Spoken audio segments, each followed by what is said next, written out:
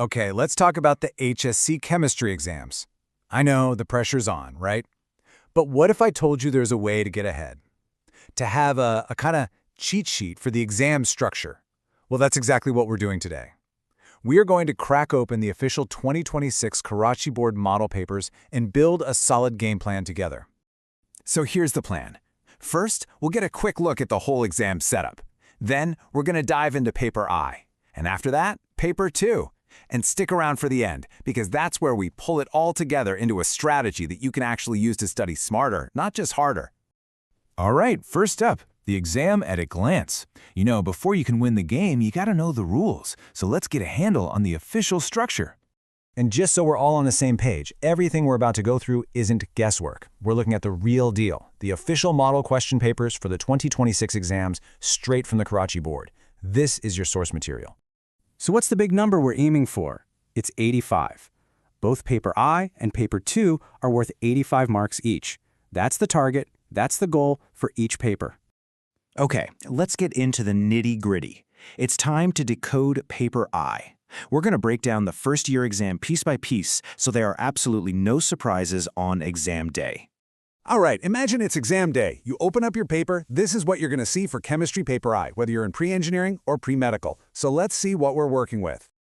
Okay, so the paper is split into 3 sections. You've got section A, which is all your multiple choice questions, worth 17 marks. Then comes the big one, section B, with short answer questions. That's a huge chunk, 36 marks. And finally, section C has the detailed long-form answers for 32 marks.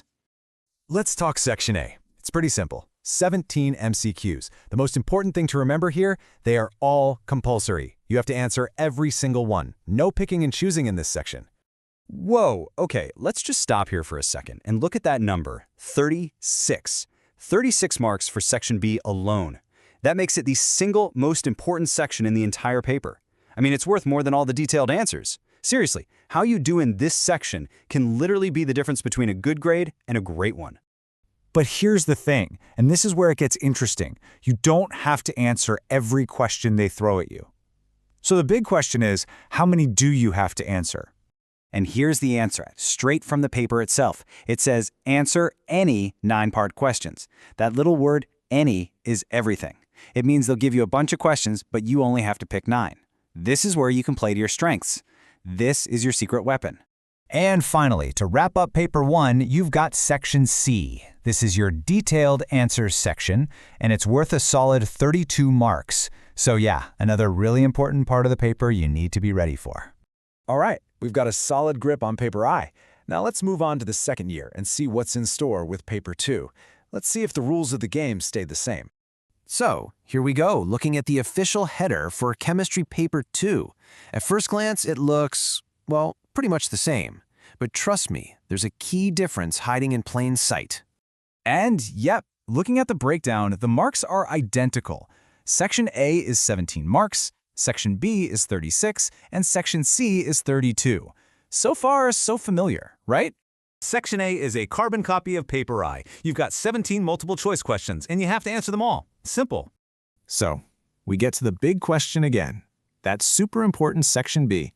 Do we still have that awesome freedom of choice like we did in paper I?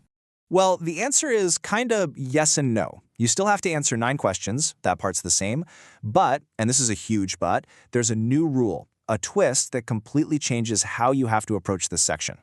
And here it is, the big twist. Your choice isn't totally free anymore. You have to answer 9 questions, but they have to be split in a specific way.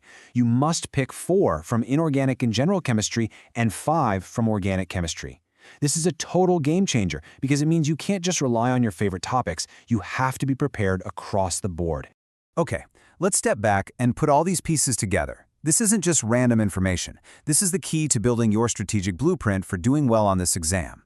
This side-by-side really makes it clear. For paper I, Section B is all about freedom. Pick any 9 questions and play to your strengths. But for paper 2, it's all about balance. You have to be solid in both inorganic and organic to hit that 4+5 question target. 2 very different strategies. Look, knowing this isn't just nice to know, it's a huge advantage. It tells you exactly how to study. For paper 1, you can really zero in on the topics you're best at for Section B. But for paper 2, you know you can't afford to have a weak area. You need a strong base in everything. That's how you use this inside info to boost your score. So, there you have it. You have the map, you know the layout, you know where the points are, and most importantly, you know exactly where you have choices to make. The only question now is, what's your next move? How are you going to use this guide to plan your journey to that exam?